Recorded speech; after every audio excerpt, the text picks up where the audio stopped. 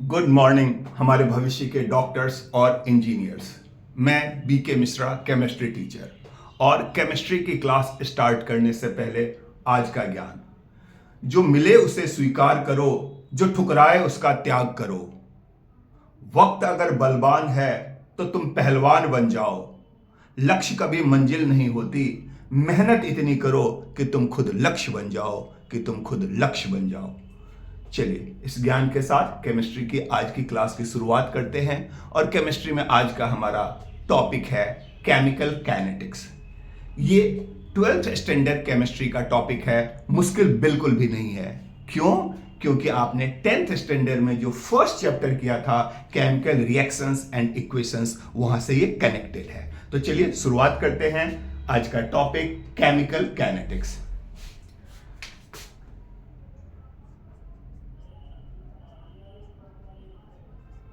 Chemical kinetics.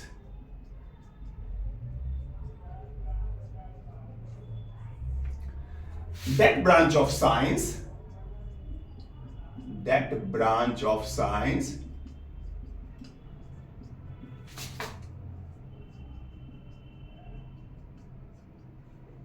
which deals with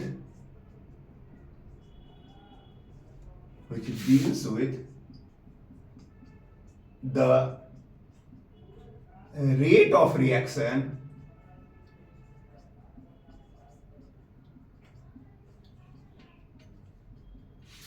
and the factors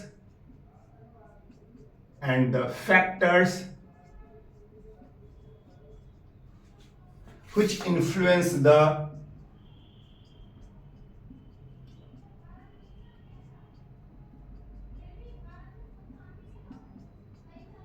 rate of reaction।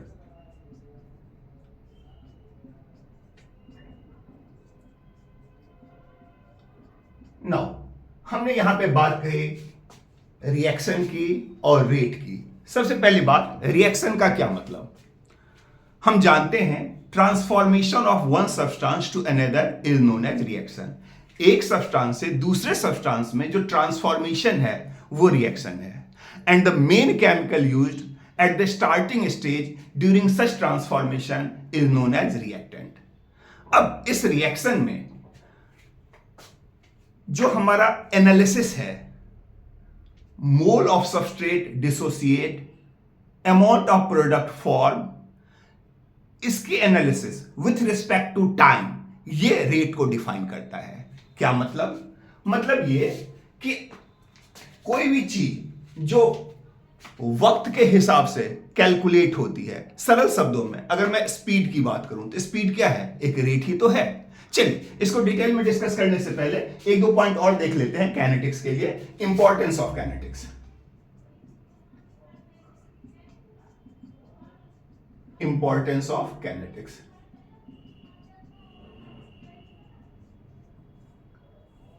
पहला, to predict the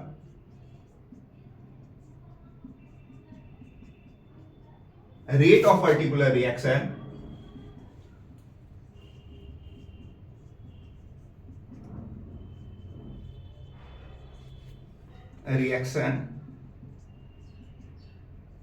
और दूसरा to predict the molecularity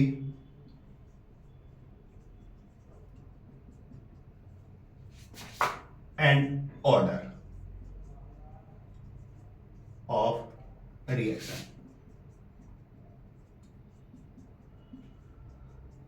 सरल शब्दों में हम किसी रिएक्शंस के पाथवे को डिस्कस करते हैं काइनेटिक्स में, मैकेनिज्म को डिस्कस करते हैं, और मैकेनिज्म क्या इंटरप्रेट करता है? पाथवे। तो काइनेटिक्स बेसिकली किसी रिएक्शन के होने के घटनाक्रम को बताता है। Discuss the pathway of the reaction. हम यहां पे वन बाय वन चीजों को डिस्कस करेंगे। सबसे पहले हमने बात कही rate of reaction. Rate of reaction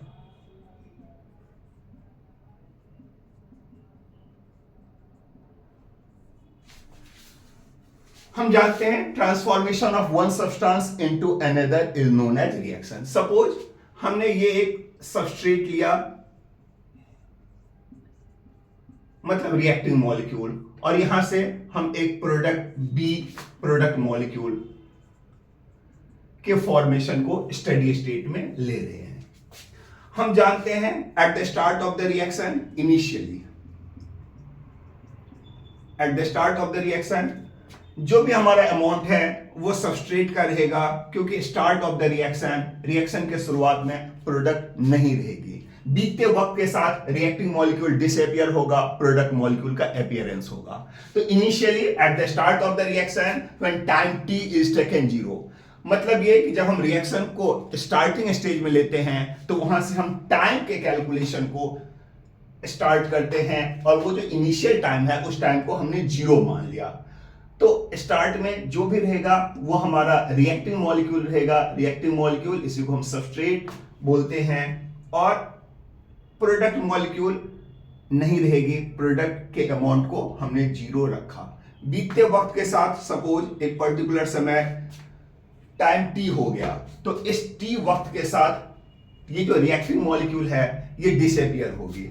अगर इसका डिसअपियरेंस x से हो रहा है तो प्रोडक्ट मॉलिक्यूल का अपीयरेंस भी x से ही होगा।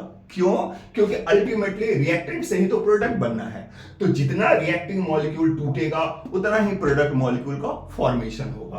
तो हम यहां पे लिख सकते हैं this is initial number of moles, initial number of moles, this is number of moles after time t।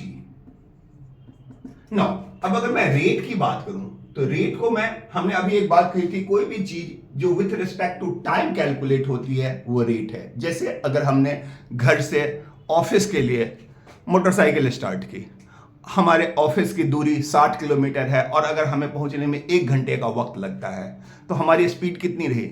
60 kilometre per hour. यही रेट है। मतलब रिएक्शंस के टर्म में रेट को हमने इस तरीके से समझने के लिए लिया, mole dissociate over time taken, over time taken. तो रेट को मैं लिख सकता हूं x/t, रेट का standard representation r equal to x/t। Suppose अगर गैसियस रिएक्शन है तो गैसियस रिएक्शंस के लिए ये जो मोल है that is directly related with pressure. तो अगर इनिशियल प्रेशर P0 है और pressure after particular time Pt, तो फॉर गैसियस रिएक्शन हम बोल सकते हैं, for gaseous reaction rate equal to change in pressure over time taken, over time taken. Now ultimately हमने बात कही कि अगर इनिशियल प्रेशर P0 है और बीतते वक्त के साथ रिएक्टिंग मॉलिक्यूल अगर प्रोडक्ट मॉलिक्यूल में कन्वर्ट हो रही है, इसका मतलब ये प्रेशर डिसोसिएट हो रहा है। तो यहां पे Pt का इंटरप्रिटेशन मैं क्या लिख सकता हूं? Pt का इंटरप्रिटेशन लिख सकता हूं P0 minus x. As usual अगर मैंने A को P0 से लिखा तो A माइनस एक्स को हमने P0 माइनस एक्स रखा। तो initial pressure P0, final pressure Pt, pressure dissociate x, so rate equal to change in pressure over change in time. Net outcome यहां भी क्या रहा? x/t। अब अगर मैं बात करूं यूनिट ऑफ रेट, अगर मैं बात करूं यूनिट ऑफ रेट, तो हमने बात की फॉर गैसियस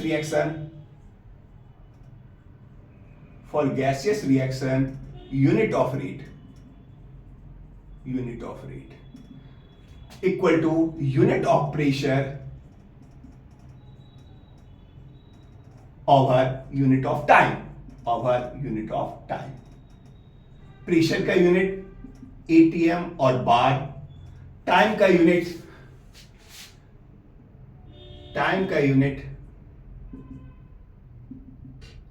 सेकेंड और आवर।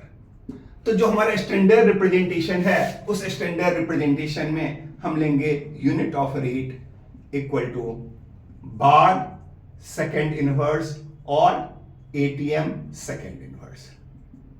नाउ अब अगर हम किसी केमिकल रिएक्शंस को स्टडी स्टेट में लेते हैं तो यूजुअली वो रिएक्शंस एक्वस फेज में रिएक्शन को ली जाती है, और अगर एक्वस फेज में रिएक्शंस है मतलब ये कि किसी रिएक्शन वेसल में अगर हमने रिएक्शन प्रोसेस के लिए लिया एक्वस फेज रिएक्शन है, तो एक्वस फेज रिएक्शन में हम बात करेंगे कंसंट्रेशन टर्म की। कंसंट्रेशन का क्या मतलब? मोल ओवर वॉल्यूम। तो एक्वस फेज रिएक्शन के लिए रेट का interpretation for aqueous phase reaction हमने बात कही ये रिएक्टेंट, ये प्रोडक्ट। अगर हमने ए रिएक्टेंट को लिया, बी अगर हमारा प्रोडक्ट है, at the starting stage time T 0, reactant के मोल ए हैं, प्रोडक्ट 0। हम एक्वस फेज की बात कर रहे हैं, मतलब we must include volume term. तो A by V mole over volume, ये हमारा हो गया कंसंट्रेशन। और अगर टाइम टी 0 पे कंसंट्रेशन है तो इसे हमने सी नॉट रखा। एक पर्टिकुलर टाइम टी पे हमारा कंसंट्रेशन जो मोल डिसोसिएट होगा वो एक्स से, वो जो रिएक्शन वेसल है जहां पे हम रिएक्शन प्रोसेस को प्रोसीड कर रहे हैं, उस रिएक्शन वेसल का वॉल्यूम तो कांस्टेंट ही रहेगा। मतलब अगर ये कि अगर 2 लीटर का रिएक्शन वेसल है और उसमें हमने अगर 1 मोल रिएक्टेंट के ले रखे हैं, तो बीतते वक्त के साथ रिएक्टेंट का मोल डिसोसिएट होगा, मोल डिसअपीयर होगा। वो जो कंपार्टमेंट है, वो जो रिएक्शन वेसल है, उसका वॉल्यूम कांस्टेंट रहेगा, तो वॉल्यूम तो वी ही रहेगा। तो ultimately concentration after time T हमने क्या लिखा? C T. प्रोडक्ट के कंसंट्रेशंस क्या रहेंगे? तो एक्स वाई वी। नाउ यहां से अगर मैं देखूं तो unit of rate change in concentration over time taken।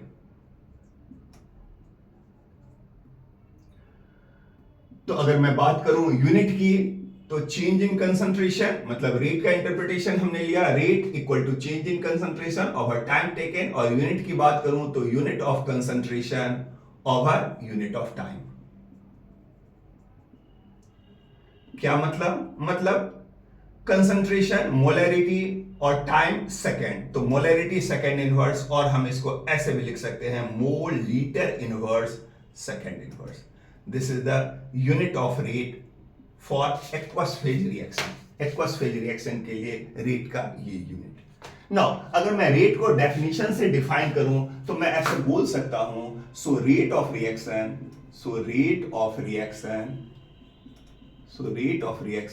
is the change in concentration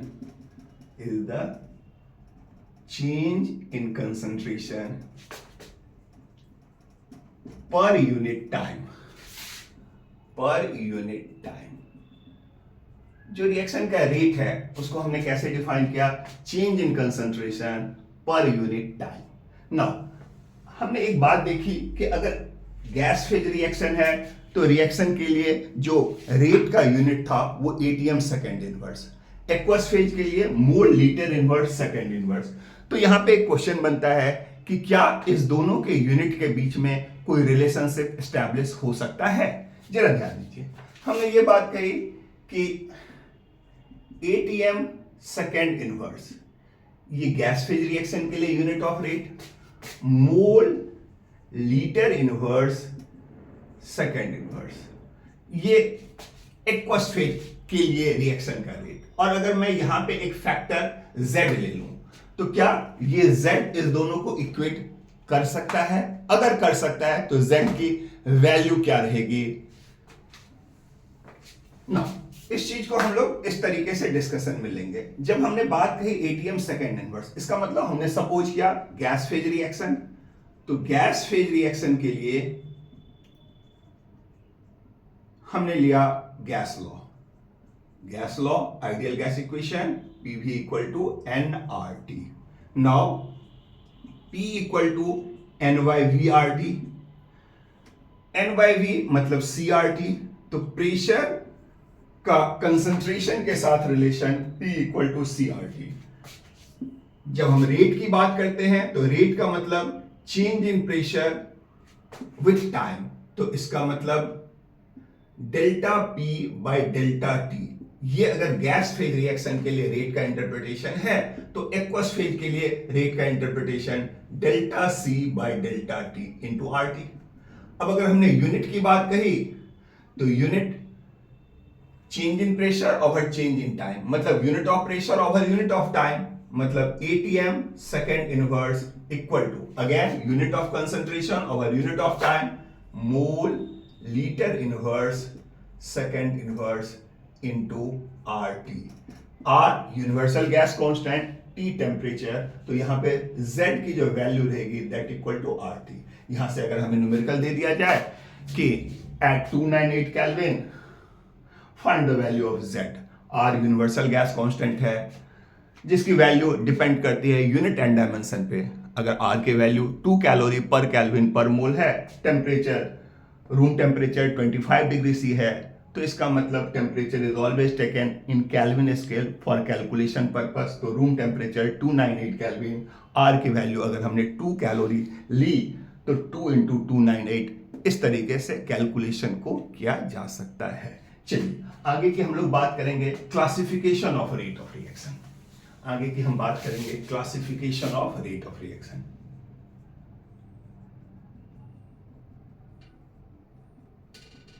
classification of rate of reaction.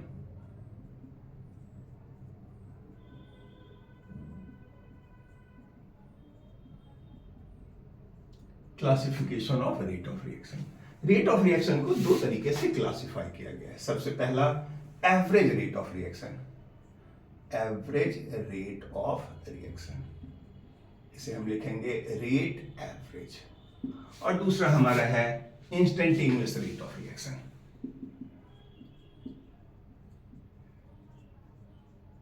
Instantaneous rate of reaction, rate average और rate instantaneous. Average rate of reaction with definite time interval,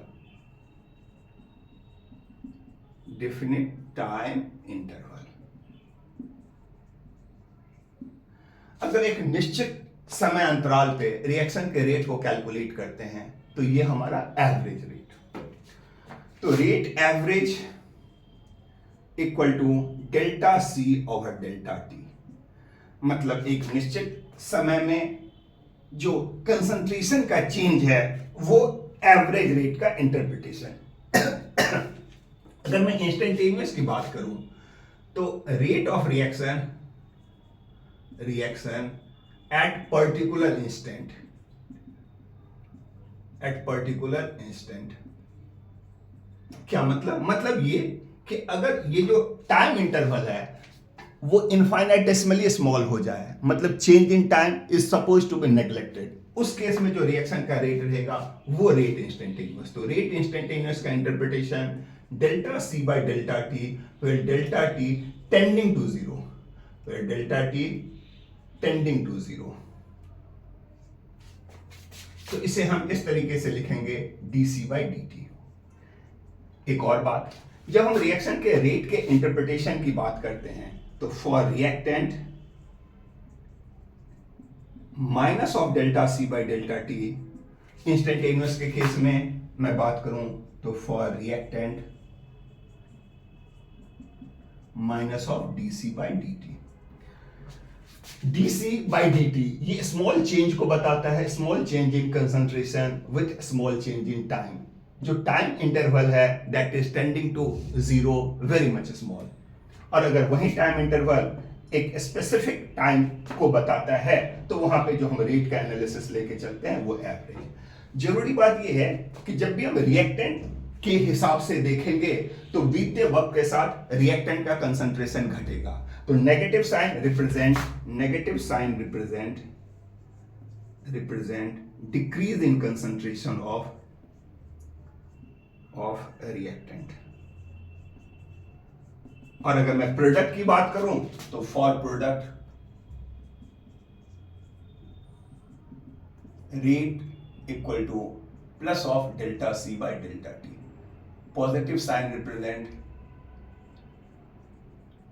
increase in concentration of product. चलिए इसी तरीके से instantaneous में भी जब मैंने reactant की बात कही तो नेगेटिव साइन, और अगर मैं प्रोडक्ट की बात करूं तो for product rate equal to plus of delta C by delta T. Positive sign indicate करता है increase in concentration of product, negative sign indicate करता है decrease in concentration of reactant.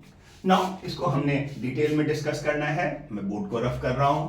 हमने बात कही क्लासिफिकेशन ऑफ रेट, और यहां पे हमने सबसे पहले लिया एवरेज रेट।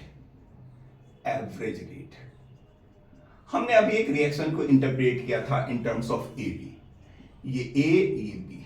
हमने बात कही अगर टाइम टी जीरो है तो रिएक्टिंग मॉलिक्यूल का जो भी कंसंट्रेशन है, इनिशियल कंसंट्रेशन हमने ए नॉट लिया, जो प्रोडक्ट मॉलिक्यूल है उसका कंसंट्रेशन कुछ भी नहीं, जीरो। एक पर्टिकुलर टाइम टी पे जो रिएक्टिंग मॉलिक्यूल है उसका कंसंट्रेशन ए टी, प्रोडक्ट का कंसंट्रेशन हमने लिया B T.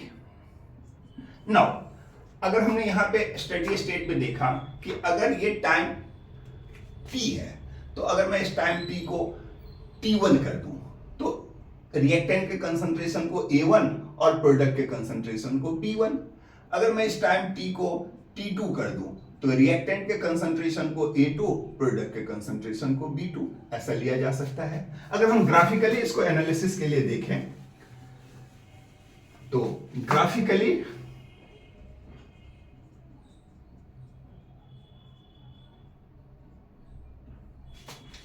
Concentration versus time, concentration versus time, हमने ये बात कही when reaction commence concentration of reactant get decrease, तो concentration of the reactant get decrease. ये rectangular hyperbola decrease in concentration, ये ग्राफ किसके लिए, तो ए के लिए।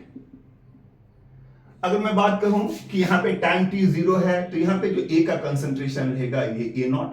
अगर मैं इस पर्टिकुलर टाइम को टी लेके चलूं, या इसे मैं अगर T2 लेके चलूं और यहां के टाइम को T1 लेके चलूं, तो अगर यहां पे हम कंसंट्रेशन A को देखें तो A के कंसंट्रेशन को हम क्या लेके चलेंगे, A1, और यहां पे जो A का कंसंट्रेशन है इसे हम क्या लेके चलेंगे, A2। एक और महत्वपूर्ण बात, rectangular hyperbola represent infinite traceable point.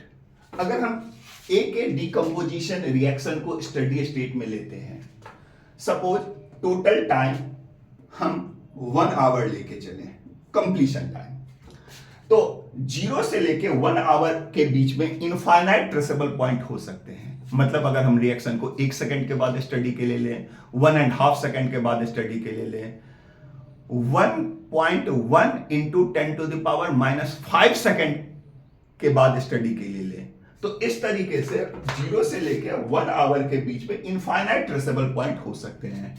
And remember, infinite traceable point meet together to form rectangular hyperbola. तो जब भी हम रेक्टेंगुलर हाइपरबोला की बात करते हैं, इसका मतलब इनफाइनाइट ट्रेसेबल पॉइंट को हमने स्टडी स्टेट के लिए लिया। सी, ये तो हो गई ए के कंसंट्रेशन की बात। हमने बात कही कि डिक्रीज इन कंसंट्रेशन ऑफ ए, मतलब ए नॉट, A1 और A2 में अगर हमें रिलेशन दे दे एस्टैब्लिश करने के लिए, तो हम क्या बोलेंगे, A not is greater than A1, A1 is greater than A2। क्यों? क्योंकि बीतते वक्त के साथ रिएक्टिंग मॉलिक्यूल A का कंसंट्रेशन घट रहा है। अगर मैं रिएक्शन में रेट के इंटरप्रिटेशन की बात करूं, तो रेट रिएक्टेंट के लिए हम क्या लिखेंगे, minus of delta A bye delta T, minus of delta A मतलब A2 minus A1 over T2 minus T1. As we know, A2 is less than A1, बाहर साइन नेगेटिव है, तो नेट आउटकम हमारा क्या रहेगा, पॉजिटिव। मतलब for mathematical calculation rate is always positive. For mathematical calculation rate is always positive. हमने क्या बात कही, ये जो रिएक्शन के रिप्रेजेंटेशन की बात है, बीतते वक्त के साथ रिएक्टिंग मॉलिक्यूल डिसअपियर होएगी। डिसअपियर होएगी तो इसके डिसअपियरेंस को हमने नेगेटिव साइन के साथ रिप्रेजेंट किया। लेकिन अगर हम कैलकुलेशन की बात करें तो for calculation rate is always positive. चलिए, अगर मैं बी मॉलिक्यूल के लिए बात कहूं तो इसी ग्राफ में बी मॉलिक्यूल का इंटरप्रिटेशन क्या हो सकता है, कुछ इस तरीके से। टाइम T0 ये हमारा क्या हो गया, बी नॉट। एक पर्टिकुलर टाइम मैं यहां लेके चलूं, ये पर्टिकुलर टाइम T1 है, तो इस पर्टिकुलर टाइम T1 पे बी के कंसंट्रेशन को हमने B1 ले लिया, और अगर ये दूसरा पर्टिकुलर टाइम B2 है तो इस पे हमने कंसंट्रेशन T2 पे B का कंसंट्रेशन B2 ले लिया। यहां पे अगर मैं देखूं तो B0 is less than B1 is less than B2। Now rate की हम बात कर रहे हैं प्रोडक्ट मॉलिक्यूल के लिए, तो rate of reaction for product molecule plus of delta B by delta T, मतलब plus of B2 minus B1 over T2 minus T1। हमने देखा B2 is greater than B1, तो नेट आउटकम क्या रहा? Positive. तो अगर हम मैथमेटिकल कैलकुलेशन की बात करें, चाहे रिएक्टेंट की बात हो चाहे प्रोडक्ट की बात हो, rate is always positive. See again product molecule के लिए भी rectangular hyperbola, infinite traceable point, जैसे जैसे रिएक्टिंग मॉलिक्यूल ए का डिसअपियरेंस होगा वैसे वैसे प्रोडक्ट मॉलिक्यूल बी का अपीयरेंस होगा। रिएक्टिंग मॉलिक्यूल डिसअपियर हो रही है तो डिसअपियरेंस के लिए हमने नेगेटिव साइन लिया, प्रोडक्ट मॉलिक्यूल अपीयर हो रही है तो अपीयरेंस के लिए हमने पॉजिटिव साइन लिया। ये बात रही रिप्रेजेंटेशन ऑफ रेट की। नाउ इस रिप्रेजेंटेशन को अगर मैं इंस्टेंटेनियस रेट से स्टेडी स्टेट में लूं, तो इंस्टेंटेनियस रेट को हमने अभी डिस्कस किया था, रेट इंस्टेंटेनियस। रेट इंस्टेंटेनियस का इंटरप्रिटेशन हमने लिया था delta C by delta T, where delta T tending to zero. मतलब ये कि time interval should be neglected, infinite small time interval ये रिप्रेजेंट करता है, इनफाइनाइट स्मॉल टाइम इंटरवल। अगर टाइम इंटरवल नेग्लेक्ट है तो इसका मतलब जो कंसंट्रेशन का चेंज रहेगा वो भी नेग्लेक्टेड रहेगा। इसका ये मतलब कि हम यहां पे रेट इंस्टेंटेनियस को इस तरीके से लिख सकते हैं, rate of reaction at specified time and eight specified concentration. Basically ये जो इंस्टेंटेनियस टर्म को स्टडी के लिए लिया गया है वो कुछ ऐसे रिएक्शंस के लिए जहां पे reactions takes place in a fraction of second.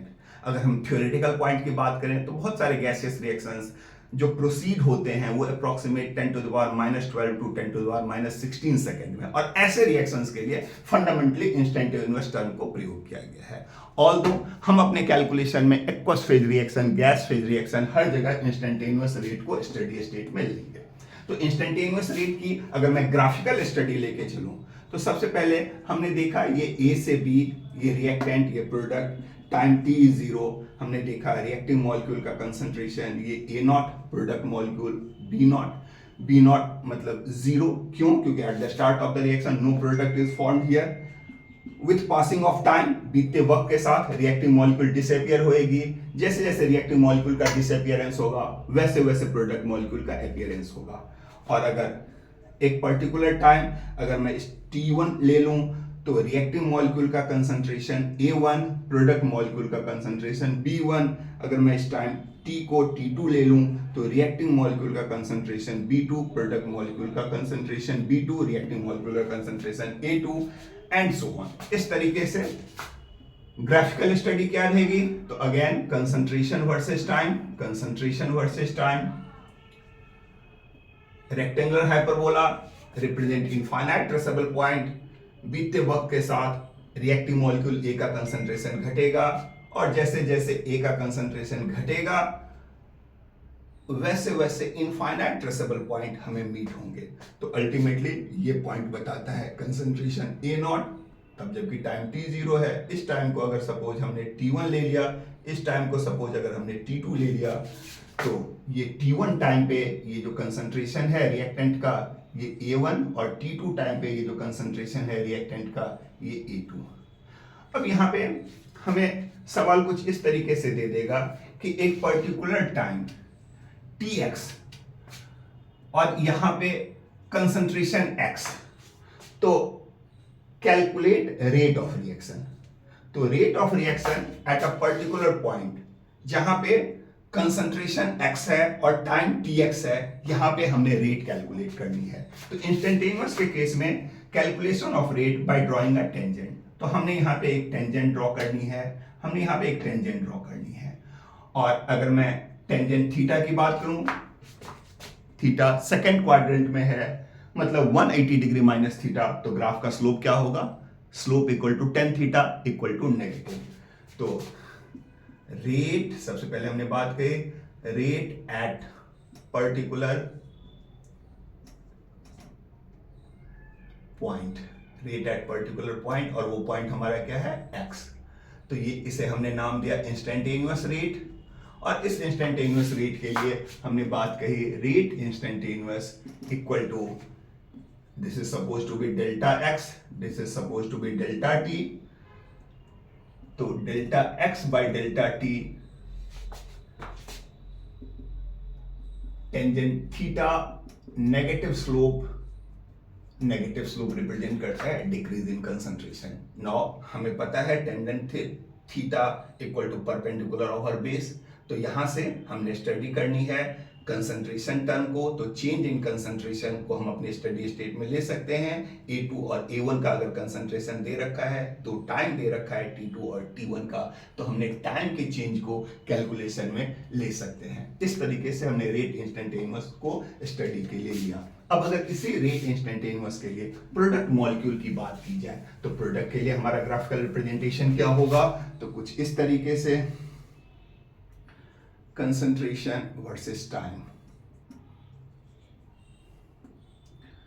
ये प्रोडक्ट के लिए सपोज हमने यहां पे ये टाइम t1 लिया, ये टाइम t2 लिया, हमें रेट कैलकुलेशन यहां पे दे दिया tx पे, मतलब rate at a point x। तो rate at a point x हम कैसे ड्रॉ करेंगे, कैसे कैलकुलेट करेंगे, तो again bye drawing a tangent. हमने यहां से एक टेंजेंट ड्रॉ की, हमने यहां से एक टेंजेंट ड्रॉ की, टेंजेंट ड्रॉ की, हमें यहाँ का कंसंट्रेशन टर्म दे रखा है, हमें यहाँ का कंसंट्रेशन टर्म दे रखा है। इसका मतलब यहाँ से यहाँ तक हमने डेल्टा एक्स परपेंडिकुलर कैलकुलेट किया जा सकता है, और यहाँ से यहाँ तक हमें कैलकुलेट किया जा सकता है डेल्टा टी। तो rate instantaneous at point X equal to plus of delta X by delta T equal to, यहां पे हम देख सकते हैं स्लोप टेंजेंट थीटा, और थीटा फर्स्ट क्वाड्रेंट में है, तो slope equal to tangent theta, slope equal to positive. तो rate instantaneous dc by dt equal to perpendicular over base delta x by delta t, ये कैलकुलेट किया जा सकता है। तो रेट इंस्टेंटेनियस मतलब एक पर्टिकुलर इंस्टेंट पे, एक पर्टिकुलर पॉइंट पे रिएक्शन के रेट का कैलकुलेशन। चलिए इस पे हम लोग आगे न्यूमेरिकल करेंगे। कुछ थ्योरेटिकल पॉइंट्स और भी हमने देखनी है। कैलकुलेशन पॉइंट ऑफ व्यू से इस बात को हमने पहले ही डिस्कस कर रखा है कि मैथमेटिकल कैलकुलेशन जो हमारी रहेगी दैट इज ऑलवेज पॉजिटिव, चाहे रिएक्टेंट के टर्म में हो, चाहे प्रोडक्ट के टर्म में हो। जब हमने यहाँ पे रिएक्टेंट की बात कही, delta x by delta T, reactant के लिए हमने अगर नेगेटिव साइन लिया, तो नेगेटिव साइन लिया तो हमने कैलकुलेशन में क्या लेके चलना है, minus of A2 minus A1, तो अल्टीमेटली ये आउटकम पॉजिटिव हो जाएगा, और टाइम का आउटकम तो पहले से ही पॉजिटिव है। तो for calculation result must be positive, चाहे हम रिएक्टिव मॉलिक्यूल की बात करें या प्रोडक्ट मॉलिक्यूल की बात करें। नाउ स्पेसिफिक रिएक्शन रेट, अब हम लोग बात करेंगे specific reaction rate.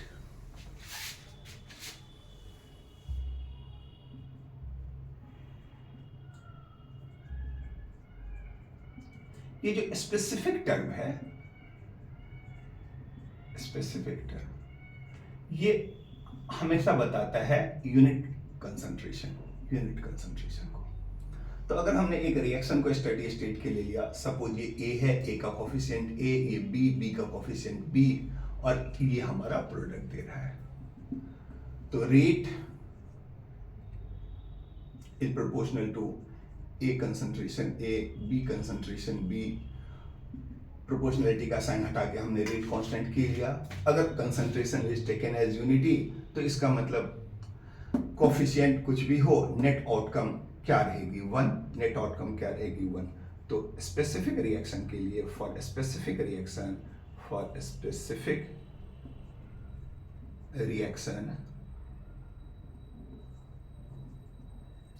Rate equal to rate constant, rate equal to rate constant. ये जो प्रोपोर्शनलिटी कांस्टेंट है रिएक्शन में, इसी को हमने रेट कांस्टेंट नाम दिया। तो अगर मैं यूनिट की बात करूं तो स्पेसिफिक रिएक्शन के लिए unit of rate equal to unit of rate constant. अगर मैं बात करूं unit of rate equal to unit of rate constant. लेकिन हमेशा ऐसा नहीं होता है। जब मैं रेट कांस्टेंट की बात करता हूं तो रेट कांस्टेंट कुछ स्पेसिफिक फैक्टर्स पे डिपेंड करता है, जिस स्पेसिफिक फैक्टर को हम बोलते हैं order of reaction. Order although mathematically calculated होता है, experimentally determined differential rate equation से कैलकुलेट होता है ना। ऑर्डर को डिस्कस करने से पहले हम रिएक्शन के रेट के रिप्रेजेंटेशन को समझेंगे। हमने बात की representation of rate of reaction. Suppose हमने एक रिएक्शन सपोज किया, रेट लॉ से हमने एक रिएक्शन सपोज किया 2NH3 dissociate to give N2 plus of 3H2। अगर हम इसके लिए रेट के रिप्रेजेंटेशन की बात करें तो rate equal to -1/2 dNH3 by dt। अगर मैं d के टर्म में इंटरप्रिटेशन लेके चल रहा हूं, इसका मतलब ये जो इंटरप्रिटेशन है ये क्या बताता है, इंस्टेंटेनियस रेट का। हमने ये बात कही with the passing of time decrease in concentration of reactant while increase in concentration of product. तो प्रोडक्ट के कंसंट्रेशन को हम क्या लिखेंगे with positive sign dN2 by dt equal to 1/3 dNH3 by dt equal to K concentration of NH3। आपके मन में विचार आएगा ये concentration of NH3 to the power क्या 2 होगा, क्या 1 होगा, क्या 0 होगा। तो अगर यहां पे हमने बात की रेट लॉ की, तो रेट लॉ ये बोलता है कि टू द पावर 1। इसका मतलब ये फर्स्ट ऑर्डर रिएक्शन है। ऑर्डर को ऑल्दो हमने आगे डिस्कस करना है, यहां पे हम सिंपल रिएक्शन के रेट के रिप्रेजेंटेशन की बात कर रहे हैं। हमने क्या बात की, रिप्रेजेंटेशन ऑफ रेट। और इस रेट के रिप्रेजेंटेशन में हमने इस बात को देखना है कि जो स्टोइकियोमेट्रिक कोएफिशिएंट है ये डिनोमिनेटर ये बताता है कि 1 मोल N2 के फॉर्मेशन के लिए 2 मोल NH3 का डिसअपीयरेंस होगा, साथ ही 3 मोल H2 के फॉर्मेशन के लिए 2 मोल NH3 का डिसअपीयरेंस होगा।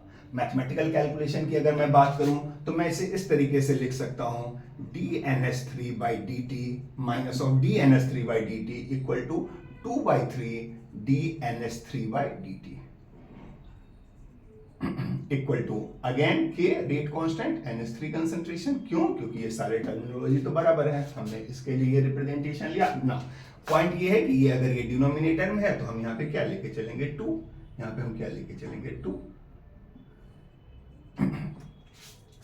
महत्वपूर्ण बात यह कि यहाँ पे सवाल हमें किस तरीके से पूछे जाएंगे। तो यहाँ पे हमें सवाल कुछ इस तरीके से पूछे जाएंगे, जैसे मैं यहाँ पे क्वेश्चन दे रहा हूं, जैसे यहाँ पे मैं एक क्वेश्चन दे रहा हूं।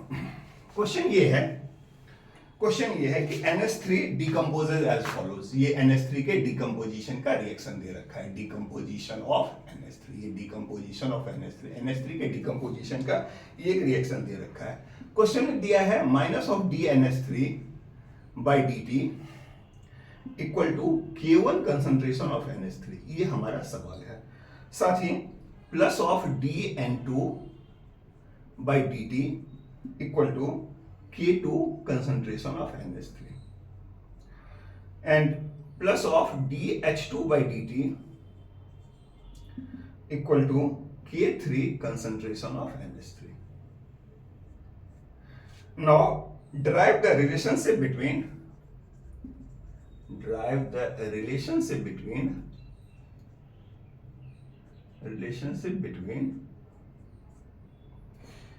K1 K2 एंड K3, ये हमारा सवाल है। हमें K1 K2 और K3 के बीच में रिलेशनशिप एस्टेब्लिश करनी है। ये रेट लॉ से एक रेट का इंटरप्रिटेशन दे रखा है और इसके कुछ फंडामेंटल्स दे रखे हैं ना। हमने अभी देखा as per rate law representation of rate equal to minus of 1/2 dNH3 by dt equal to K concentration of NH3।